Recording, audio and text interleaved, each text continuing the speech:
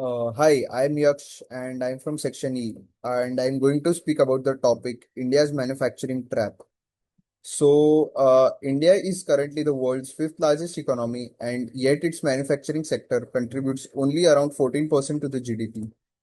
Even smaller economies like Vietnam and Bangladesh have been more successful in building strong manufacturing bases and integrating into global supply chains.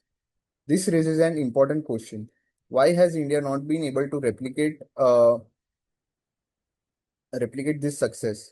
So in this presentation, I will analyze India's manufacturing trap, its historical roots, and the policy measures required to overcome it. So the problem uh, is that India's manufacturing sector has remained stagnant for decades, both in terms of GDP contribution and employment generation. This has led to what economists describe as jobless growth, where economic growth does not translate into sufficient employment opportunities. This is particularly concerning because large share of India's workforce is low skilled and cannot be absorbed effectively into services sector. Now looking at the data and the evidences. So if we examine the data, India's manufacturing share has remained around 14% to 16% over a long period. Despite policy initiatives like Make in India and production linked incentive schemes, the target of increasing it to 25% has not been achieved. This persistence indicates that issue is structural rather than cyclical. Now, comparing India globally. So, when we compare India with countries like China and Vietnam, the contrast becomes evident. China followed an export led industrialization strategy, which enabled large scale production, productivity gains, and massive job creation. India, in contrast, has relied more on services led growth, which, while successful, is not sufficient to absorb the majority of the workforce.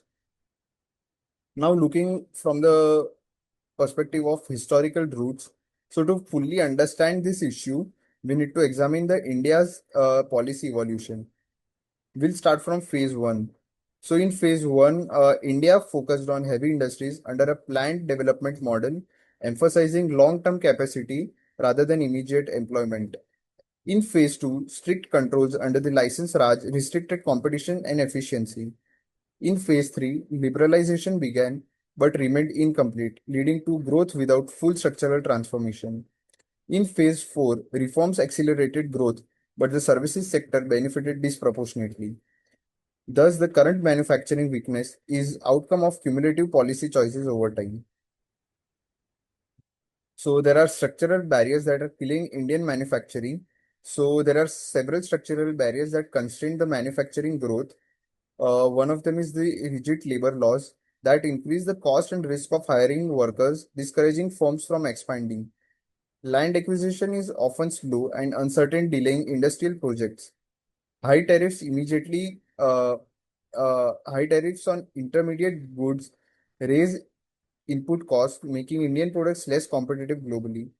Additionally, infrastructure bottlenecks such as inefficient logistics and power shortages further increase operational costs.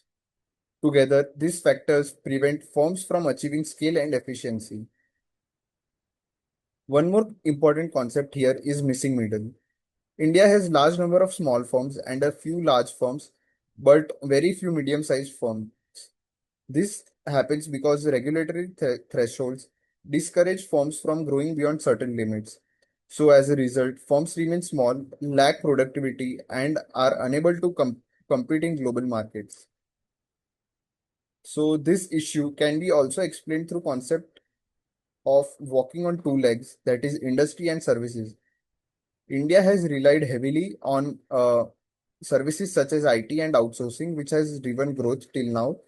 However, these sectors are skill intensive and cannot absorb large number of low skilled workers. Manufacturing, on the other hand, is labor intensive and essential for broad based employment. Therefore, without strengthening manufacturing, India cannot achieve its inclusive growth. Now, to address this issue, so India needs a phased reform strategy. In short term, labor laws should be simplified and tariffs on inputs reduced to improve competitiveness. In the medium term, infrastructure development and industrial clusters should be strengthened. In the long term, India must integrate into a global value chain and build a robust manufacturing ecosystem that supports scale and innovation.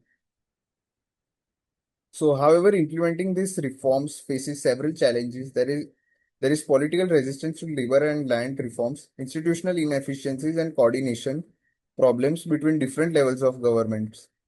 To conclude, India's manufacturing problem is structurally rooted in decades of policy choices. While the services sector has been strong growth driver, it cannot alone support employment for India's population. So, India must strengthen its manufacturing sector to achieve balanced and inclusive development. Otherwise, its demographic dividend risks would turn into a demographic disaster. Thank you.